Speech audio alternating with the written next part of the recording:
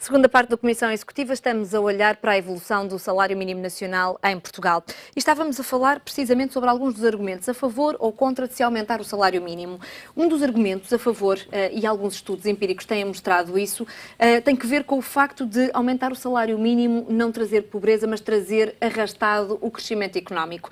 E um dos últimos estudos que foi feito foi precisamente o caso da introdução do salário mínimo em Inglaterra em 1999, que foi fixado em 46% do salário médio nacional. Creio que é um bocadinho acima daquilo que acontece em Portugal e que teve um impacto bastante positivo no emprego. Aconteceu mesmo nos Estados Unidos e até fez o FMI mudar um bocadinho a perspectiva que tinha contra o salário mínimo nacional. Acha que isso não se poderia verificar em Portugal? Ora bem, estamos aqui a falar da introdução do salário mínimo, não é? Nós aqui já temos salário mínimo há muitos anos, mas não há de facto um grande consenso a nível académico sobre se o aumento do salário ou a introdução do salário mínimo nacional se traz ou não consequências negativas. Quando a Inglaterra de facto foi introduzido, o debate foi extremamente violento, antecipando a algumas pessoas que ia haver massivamente criação de desemprego, o que não aconteceu.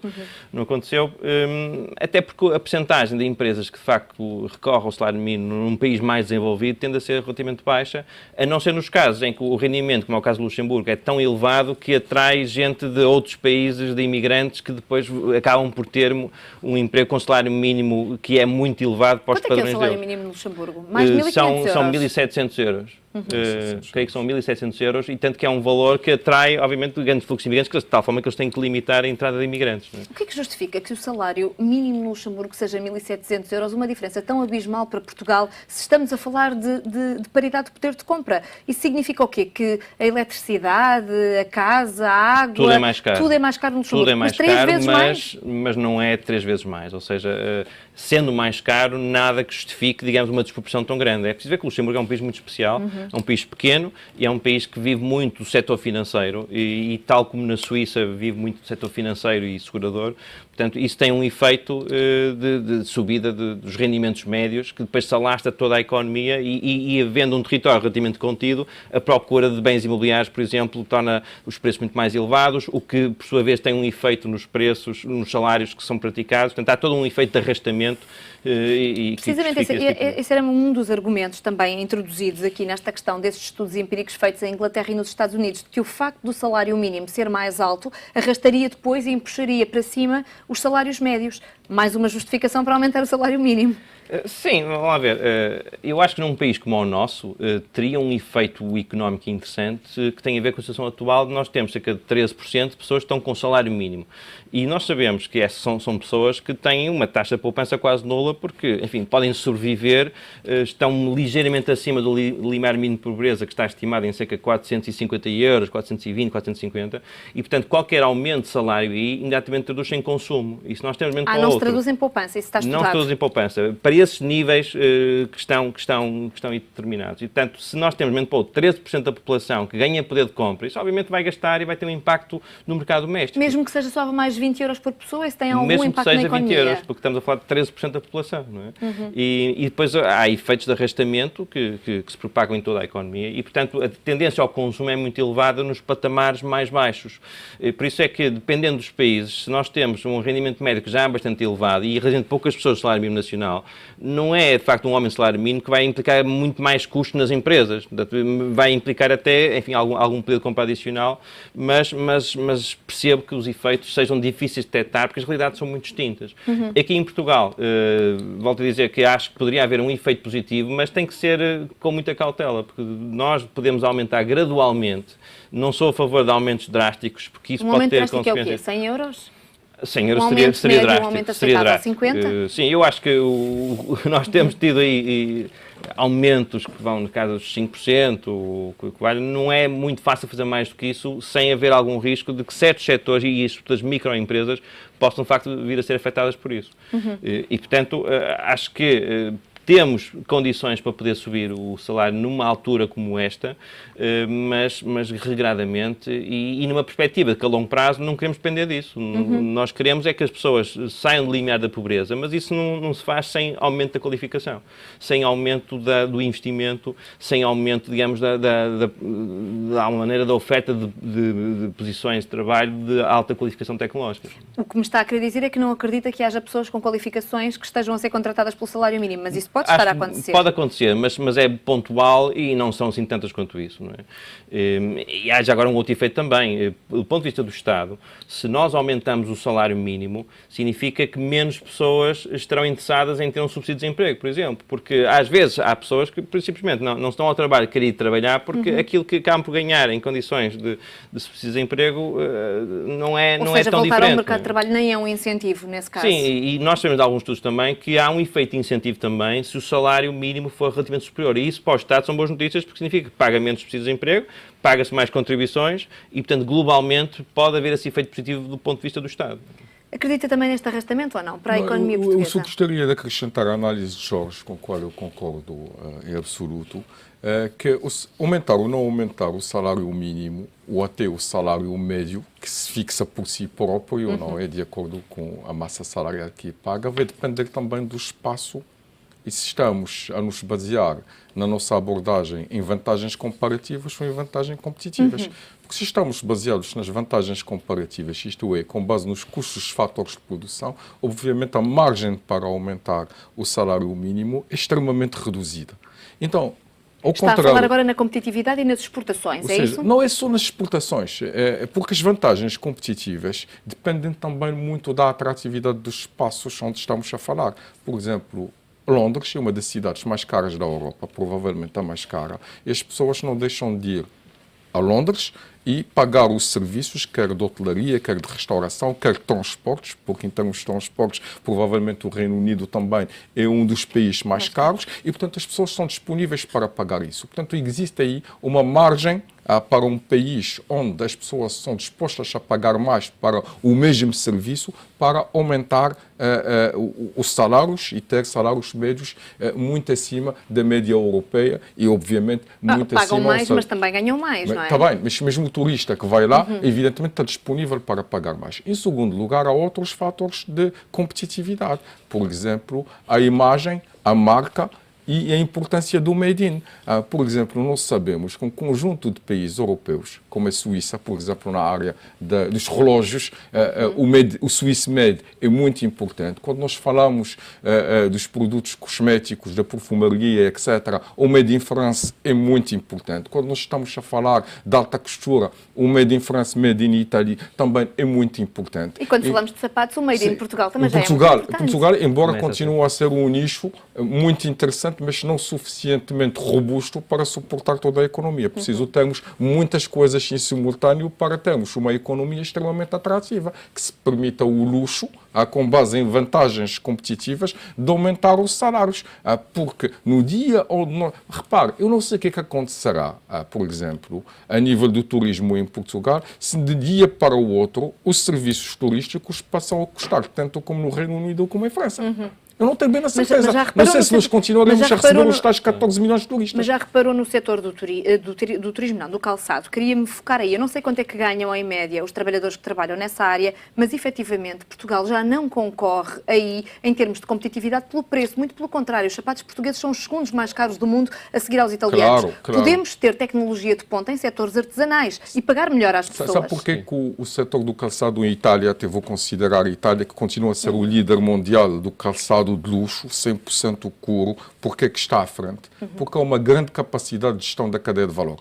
Esta capacidade passa por geri-la a montante e a jusante.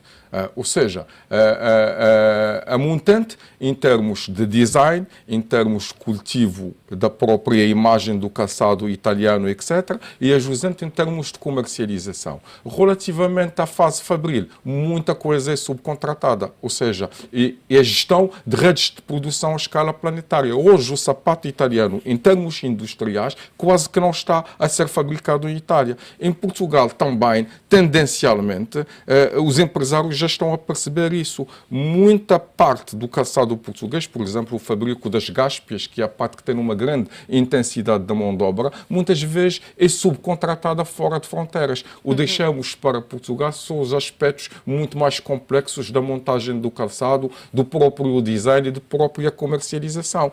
E, além disso, no valor acrescentado de uma fileira, que já que estamos a falar do calçado, é a própria marca. Exemplo, o caso de Fly London, que é uma marca portuguesa extremamente conhecida, e até eu acho que o próprio empresário foi um dia um pouco convidado de uma emissão da Economic TV, e ele, durante muito tempo, ficou a sentir a necessidade de ter uma marca mundialmente forte. E a única forma que ele encontrou é comprar uma marca lá no exterior, Fly London, que não é uma marca de raiz portuguesa. E por isso que a questão... Mas às vezes, se calhar, e agora o facto de me estar a dizer que há coisas que são feitas fora de Portugal, é verdade, há coisas que são feitas fora, mas há muita coisa muito especializada que é feita cá. E também há muitas vezes qualquer coisa que Portugal não consegue fazer para se vender bem. O facto de haver sapatos da Elsar que são calçados por princesas ou do Luís Onofre que são calçados por rainhas, pode eventualmente levar o nome do calçado mais além ou não. Mas é qualquer coisa que se distingue. São as fases que nós temos que trabalhar na cadeia de valor, ou seja, a imagem, a marca, a qualidade, a notoriedade é extremamente importante, porque em termos de custo de produção de um par de calçado em couro, ultrapassa apenas os 20 euros por par de calçado, e nós encontramos o mesmo par na venda numa loja em Londres ou em Paris a 150, 200 euros. Portanto, o essencial da margem não está no fabrico, não está na produção. E isto que é muito importante perceber, saber onde é que nós, na cadeia de valor, temos que nos posicionar. E só assim que vamos conseguir melhorar os salários. E as fases da cadeia de valor que permitem ter maiores margens são aquelas que exigem maior qualificação e pessoal de qualidade, e por isso que é possível pagar salários muito mais elevados.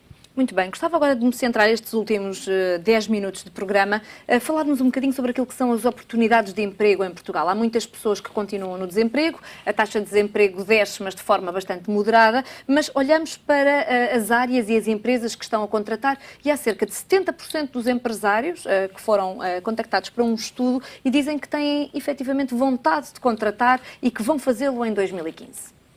É curioso que, de facto, num contexto em que nós temos uma taxa de desemprego relativamente elevada, há, no entanto, áreas onde há uma falta tremenda de pessoas para contratar e em áreas que, repetidamente me dizem, ser muito ligadas, por exemplo, à informática. Portanto, engenheiros informáticos, programadores não se encontram no mercado, porque, de facto, há uma procura extraordinária, muitos deles acabam até por sair do país, e as nossas universidades não estão a produzir a quantidade suficiente para fazer face à procura. E é preciso ver que nós temos, hoje em dia, um grande conjunto de empresas de base tecnológica que estão a surgir, muitas no norte do país, na zona de Braga, mas também em zona de Aveiro, aqui em Lisboa e no Porto. Portanto, há uma grande necessidade hoje em dia de contratar pessoas que vão estar ligadas a negócios que não têm nada a ver com a indústria tradicional. E aí há claramente uma grande falha de oferta. Mas o que é que se passa com o mercado de trabalho? Porque temos muitas pessoas à procura de qualquer coisa para fazer na vida,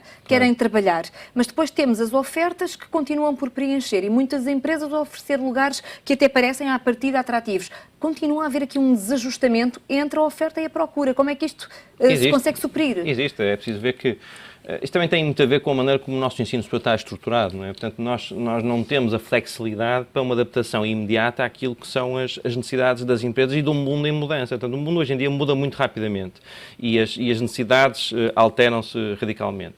E o nosso sistema de ensino, enfim, está muito condicionado em termos de crescimento, ou seja, se eu, por exemplo, na Universidade Pública quiser aumentar, digamos, a dimensão de um curso, isso tem implicações, tem que recrutar mais docentes, está-me proibido, etc. Tem que criar ali uns estrangulamentos que só, enfim, se consegue minorar através de, enfim, alguma oferta privada, naturalmente, mas, de facto, essa flexibilidade tem que ser repensada, não é? Mas não tenho dúvidas que em áreas também, por exemplo, como farmacêuticas, como de serviços a empresas, digamos, há de facto aí uma procura muito grande, mas é tudo de pessoas qualificadas. Portanto, nós temos uma relativamente pequena procura de pessoas com as habilitações típicas de quem tem o salário mínimo, e aí não há falta, não é? Agora, de facto, nessas áreas, nós temos aí um estrangulamento que tem que ser pensado, não é? Quer dizer, há aqui uma oferta, tenho aqui à minha frente, para call centers, são de cerca de 300 vagas para um projeto em Lisboa e cerca de 250 para a Zona Norte. Não é propriamente o trabalho de sonho das pessoas, não é muito atrativo e pode não garantir uma estabilidade a longo prazo, mas pode ser um bom mecanismo de entrada no mercado de trabalho. Portanto, aliás, nos Estados Unidos, por exemplo, os empregos de tipo McDonald's, que são relativamente mal pagos, são considerados, no entanto, importantes como uma primeira abordagem ao mercado de trabalho. As pessoas utilizam isso como um veículo temporário, não como um projeto de carreira, e nós, enfim, devíamos pensar isso nesses mesmos termos. Eu acho que muito bem que haja oferta de call centers, mas que as pessoas tenham, no entanto, a ambição para ir para além disso a um prazo superior. Outro bom exemplo, procura-se na Bosch mais alguns trabalhadores para reforçarem 10% dos quadros que têm. Estamos a falar de tecnologia de ponta. O que é que se passa com o nosso ensino? Não estamos a fabricar engenheiros, não estamos a fabricar... Acho que, como foi referido aqui, existe um mismatch entre a oferta e a procura, ou seja, as universidades muito provavelmente não estão a preparar, quer em qualidade, quer em quantidade, de uma forma suficiente os quadros que possam ocupar cargos tão exigentes em termos de qualificação, nomeadamente nas áreas de tecnologias de ponta, etc.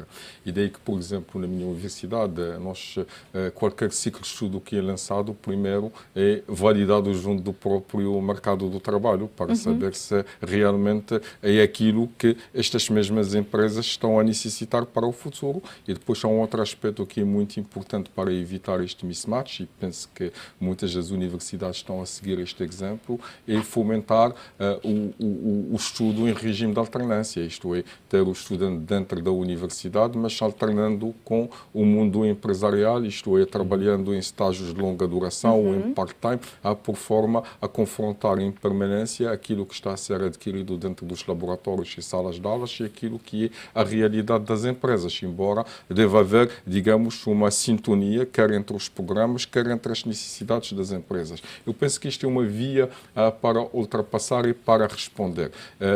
De facto, existe este mismatch e existe também, como foi focado aqui, o grande fluxo de saída dos quadros qualificados que acabaram por ser atraídos por outros espaços económicos. A própria Alemanha, muitas vezes, levam fornadas inteiras de engenheiros acabados de sair de algumas universidades. Além desse desfazamento que temos no nosso mercado, ainda temos muitos jovens a sair do nosso mercado de trabalho atraídos por salários mais altos. Mais uma razão para os nossos empresários pagarem mais. É mais uma razão para pagarem mais, só que não têm, por enquanto, a não ser que se trata de algumas multinacionais, e aí quando estamos a falar de uma Bosch, obviamente a Bosch poderá... Uma Embraer, que também está a contratar. A Microsoft também tem 50 vagas de trabalho. São empresas multinacionais que eu creio que não estão a pagar o salário mínimo, estão a pagar muito mais que o salário mínimo, a não ser que estamos a falar de estágios, e aí já é um outro negócio. Portanto, estas multinacionais que têm, digamos, uma base tecnológica, que estão bem inseridos em termos de coordenação da cadeia de valor,